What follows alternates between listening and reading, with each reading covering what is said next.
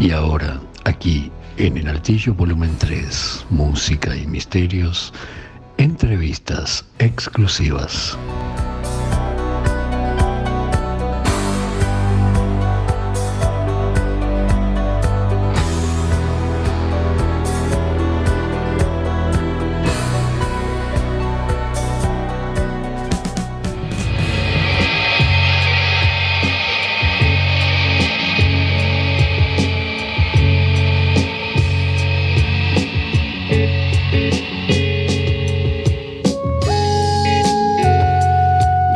Sabés que hoy estaba hojeando unas revistas Misterix que eran de mi padre, de mi viejo, año 1957. Les sentía el olor, estaban medio apolilladas, como tienen que estar todas aquellas publicaciones. Y qué bueno es que ese viaje onírico que nos suspende y nos lleva a otras dimensiones continúe, acaso no en papel, pero sí en términos audiovisuales, acordes a estos intempestivos y apocalípticos tiempos. Estamos en línea con el creador de Lafarium, Diego Arandojo. ¿Cómo estás? ¿Qué tal? Buenas noches, ¿cómo están? Gracias por la entrevista. Un gusto escucharte, Diego.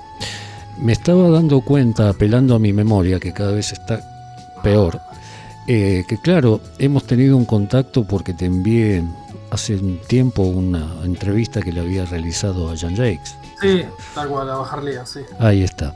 Sí, sí. Para los oyentes de Swing Radio, que abarca desde Urquiza hacia el universo, definime Lafarium.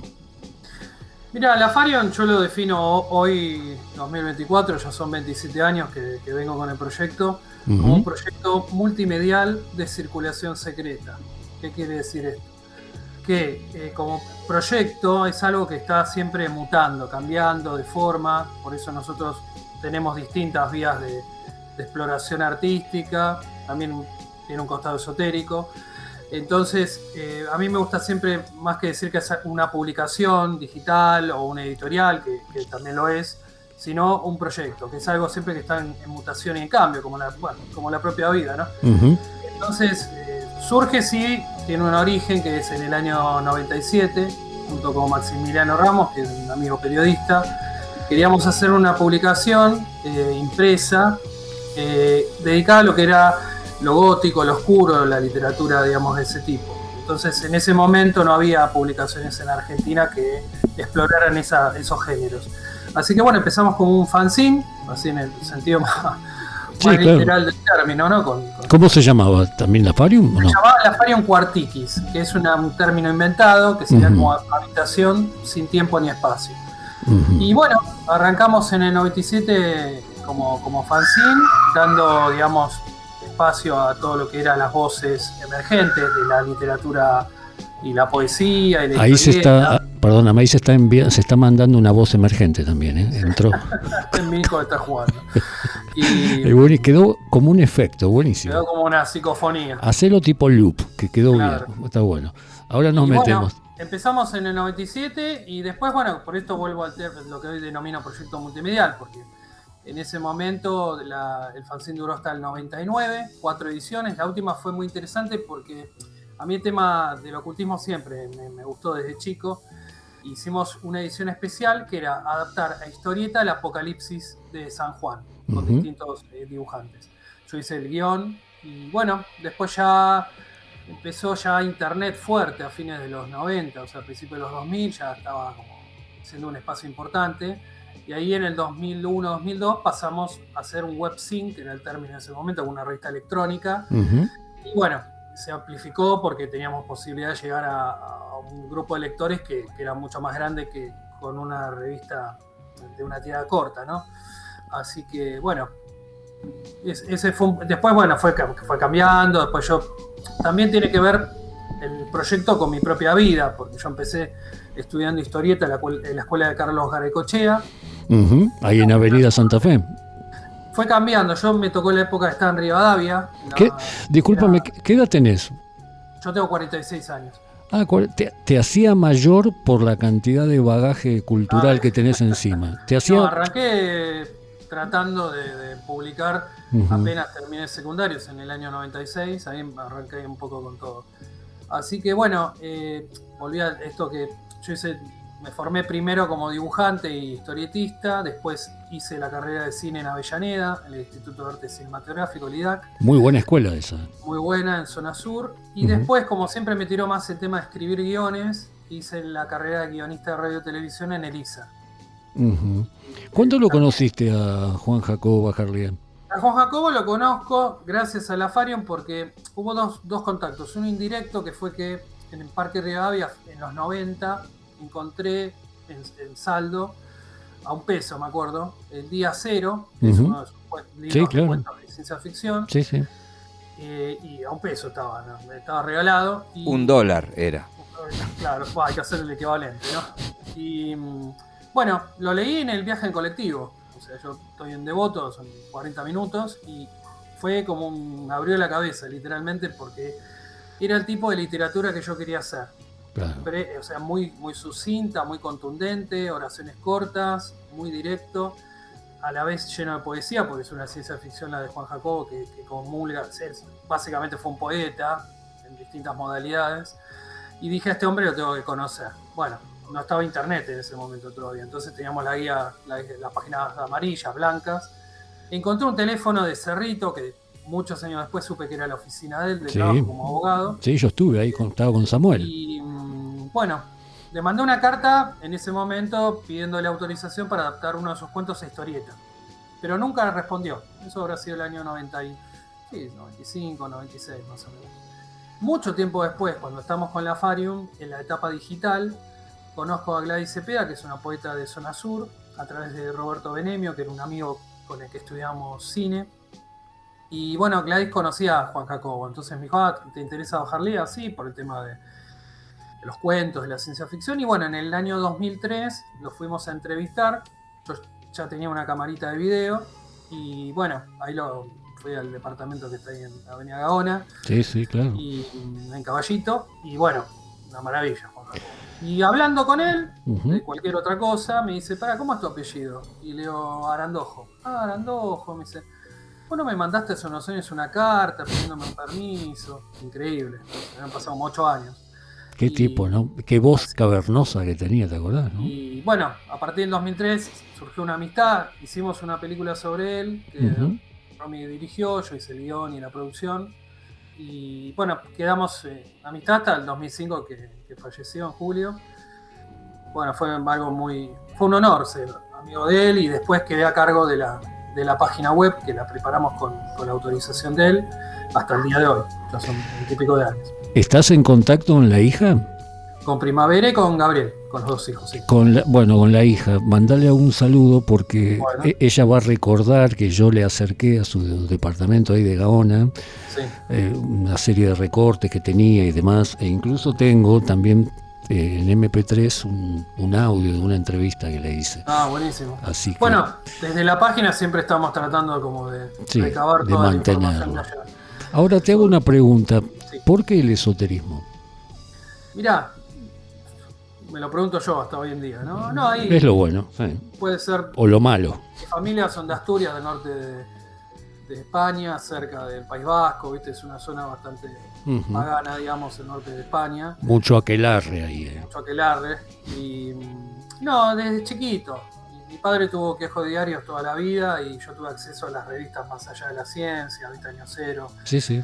Enigmas, todas las que venían de España. Y también, bueno, la primaria la hice en un colegio católico, o sea que la religión desde chiquito estuvo. Después no, en secundario ya no. Pero siempre estuve interesado por el tema espiritual. Después ya hice mi propio camino en toda esta temática.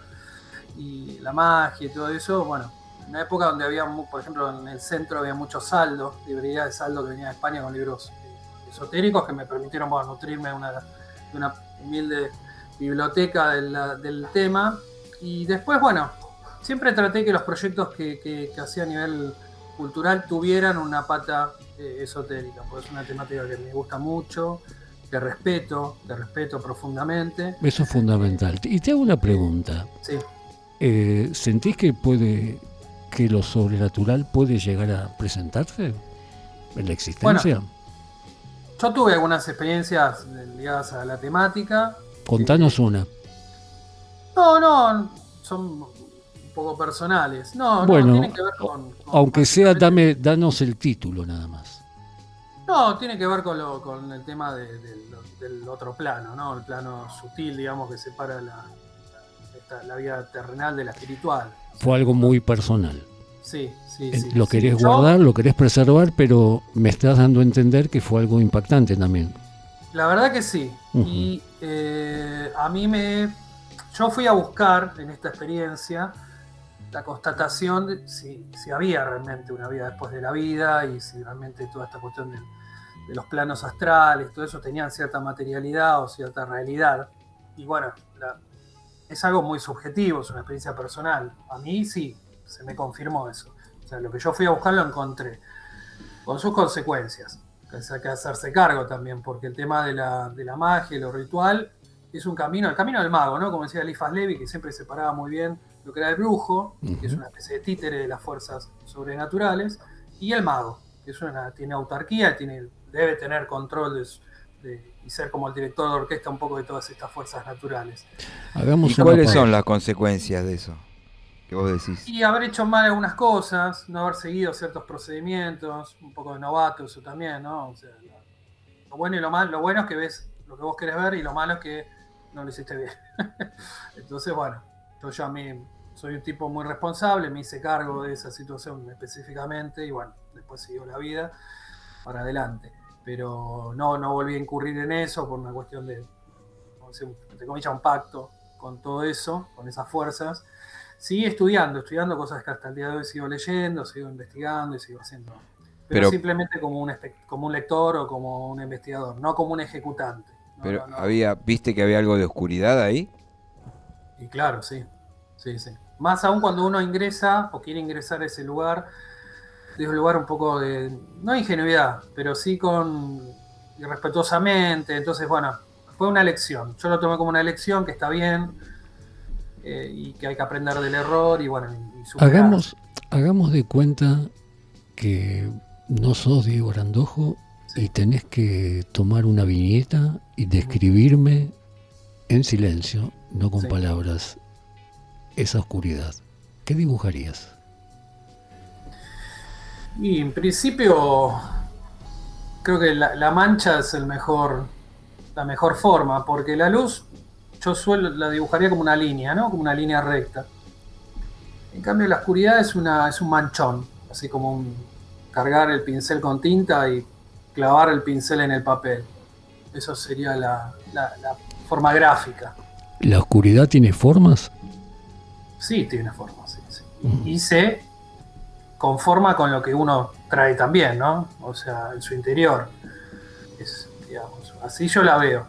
La entiendo y de hecho en una época con el director de la película que hicimos Juan Jacosa, Roberto Romy, teníamos una especie de movimiento, entre comillas, un movimiento artístico llamado el sombrismo. Nosotros decíamos que estábamos a la sombra de la virtud y era tratar de escribir una nueva literatura gótica rioplatense desde la oscuridad, que nuestro continente, nuestro cono sur tiene bastante en su historia. Claro que sí. ¿Lo llevaste a cabo ese proyecto o está ahí? Sí, hicimos varios, hicimos esa película, después hicimos algunas cosas más, audiovisuales, porque como los dos éramos compañeros de cine en Avellaneda, hicimos migas ahí juntos. Después, bueno, él ahora ya está trabajando en teatro, está trabajando con voz y bueno, en otro tipo de registro. Yo me quedé con el tema de experimentación con la Farium. Diego, estamos en línea con Diego Arandojo, creador de la Farium. Pueden ingresar a esa página que, aparte de su contenido, está muy bien hecha. Te felicito porque es exquisita. Sí. El diseño que metiste ahí, algo medio del medioevo, pero moderno. Es un toque refinado que no suele verse. ¿Por qué pensás, Diego Arandojo, que el tema paranormal, a mí me gusta hablar de sobrenatural, no me gusta ni siquiera la palabra paranormal me gusta, pero bueno, ¿por qué pensás que está cada vez más en boga en los medios, en la gente, en las reuniones? No sé si te pasa, a mí me pasa continuamente y escribo sobre eso, pero ¿por qué pensás que escaló un nivel más desde el inframundo? Y yo creo que tiene que ver con es sintomático al tiempo que atraviesa la humanidad. Yo en su momento tengo acá mucha bibliografía sobre Casa de Brujas, que es un tema que siempre me gustó estudiar. Y fíjate que la brujería en primera instancia, en segunda sus detractores, los cazadores de brujas, generalmente surgen en épocas oscuras, ¿no? La otra oscuridad, no la artística, la espiritual. Las creencias, digamos, cierto paganismo irrumpe mucho en una época donde los valores, digamos, éticos, sociales, están corrompidos o están en una etapa de tránsito, como está pasando ahora. Y creo que entonces el ser humano se aferra a lo oculto desde un lugar muy, muy primitivo, ¿no? Casi de cavernícola, ¿no? Que le tenía miedo hacia los truenos y se escondía en la cueva. Esta es también una etapa oscurantista en el sentido casi, digamos, histórico, más que nada como una especie de segunda edad media, porque si bien tenemos tecnología y demás, que no había obviamente hace 300, 400 años en el pasado, hay una especie de oscuridad psíquica, espiritual en gran parte de la población mundial, que está arrastrada y está sujeta no solo al materialismo, sino a esta cuestión de cierta ceguera o donde la ignorancia lamentablemente vuelve a tomar mucho espacio. Entonces, volviendo a lo que me preguntás, yo creo, esto es un punto de vista, por ejemplo, el auge del cine de terror, de horror, está en una época de oro, o sea, la cantidad de películas, de series dedicadas a lo escatológico, a lo truculento, tiene que ver también con cierto anhelo o cierta cosa medio mórbida que tiene el público, que no se puede hacerse el tonto tampoco. Y fíjate que hubo muchas producciones, está la página esta, creo que se llama Contar, puede ser, o Cinear, no me acuerdo bien el nombre, que tiene producciones nacionales muy, pero muy buenas, hechas seguramente por el Inca o no sé por quién, pero realmente con actores que uno no conoce, pero son muy buenas las producciones. Uno Argentina, bueno, incluso no solamente en cine, en literatura, bueno, claro hay que como todo un auge y hay una gran proliferación de autores. Yo soy amigo de varios que escriben ese género. No ese género que a mí me interesa cuando trabajo en literatura, pero bueno, hay ciertas, en esta época puntualmente, hay cierta seducción por todas esas temáticas que están ligadas directo o indirectamente a lo sobrenatural. De hecho, el cine es sobrenatural, como pueden ser, no sé, las distintas películas del Conjuro, de Conjuring, que son ya son sagas porque, bueno, se van expandiendo. Que a su vez sobre supuestos casos reales. Claro, ¿son supuestos o son casos reales? Yo digo supuestos porque, bueno, esta es una temática también donde la creencia personal juega mucho, no es simplemente lo que yo veo en una película, digamos, todo. Ellos ponen basado en hechos reales, siempre está bastante patinando eso basado, ¿no? Porque, bueno, a veces son pocos el caso existió, pero bueno, está muy, muy guionado, porque yo como guionista lo entiendo, que la realidad no funciona como en 3 actos, como funciona una película. Entonces hay que atornillar, hay que inventar cosas y bueno, puede pasar esto. Y si no sería un documental, no sería una ficción. Bueno, incluso los documentales también, los más comerciales, están trabajados en una clave casi de ficción, digo, cómo están estructurados. Claro. Pero bueno, sí. Son semificción, sí. Lo sobrenatural hoy está muy en boga. Yo creo que tiene que ver con el gusto de la gente, quizás cierta pérdida de fe en la realidad o en las cosas más, en los géneros históricos, que son la comedia, el drama, o han aburrido o se han perimido un poquito. O quizás decir, no me alcanza esta realidad. ¿No? Bueno, Bradbury decía, ¿no?, que hay que estar en la ficción para hallar un poco de oxígeno y no asfixiarse de tanta realidad. O sea, acordate cuando en los 80, bueno, vos eras más joven, pero yo leía El Péndulo, la versión de Más allá de los 80, y se la criticaba como literatura de evasión, y yo decía, ¿por qué es crítico ser de evasión? Si yo lo que estoy buscando es precisamente evadirme.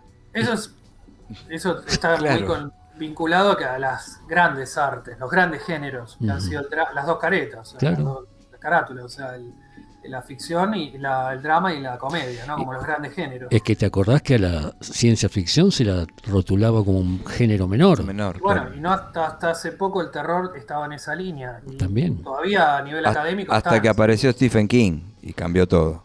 Hasta que apareció Stephen King. Pero también hay Fíjate algunos... que se acaba de estrenar ahora un mes nuevamente Simon Lot. O sea, la escribió en el 76. Sí. Y se hizo una excelente versión, ¿eh? La última es, pero excelente. Él mismo la ha alabado. Creo que si no es la mejor, está cerca. Pero hay que leerlo. Y estamos hablando de algo de 50 años. Lo que pasa es que hay que leerlo. Estos géneros tienen algo... Vuelvo a esta cuestión de lo primitivo del ser humano, ¿no? Ciertas sensaciones que las tenemos dormidas o en el inconsciente y que despiertan al ver estas... ¿Te acordás el miedo, los temores, ¿no? Los temores más antiguos que tiene el ser humano, que son generalmente son pre-religiosos, ¿no? O sea, como decía nuestro amado Howard Philip Lovecraft, ¿cuál es el terror más primitivo? El miedo a lo desconocido. A lo desconocido, claro. Por supuesto. Sí. Nos estamos despidiendo. Diego, un gustazo realmente escucharte, conocerte, y vamos a invitarte nuevamente a sumergirte en las aguas, porque tenemos goteras acá en el Altillo, así que a vos te va a gustar esto, es escabroso, es lúgubre. Que nos cuente dónde puede la gente leer Lafarium, dónde podemos encontrarlo. Menos TikTok, en las otras redes estamos en Facebook e Instagram como Lafarium, o la página lafarium.com o .com.ar. ¿Qué pueden encontrar hoy? Y todo, 27 años de trabajo que tenemos acumulado, tanto en revistas, tenemos un formato audiovisual que es Lafarium TV, que es de entrevista en profundidad, de todo en poco, imagen para todos los paladares. Muy bien, me encanta que exista gente que haga esto ante tanta cosa abrumadora que te bombardean por todos lados. Hay gente que hace cosas copadas, inteligentes. Diego, y con mucho trabajo atrás, muchísimo, ¿no? Y mucho misterio. Gracias por gracias a ustedes por el espacio. Muchas gracias.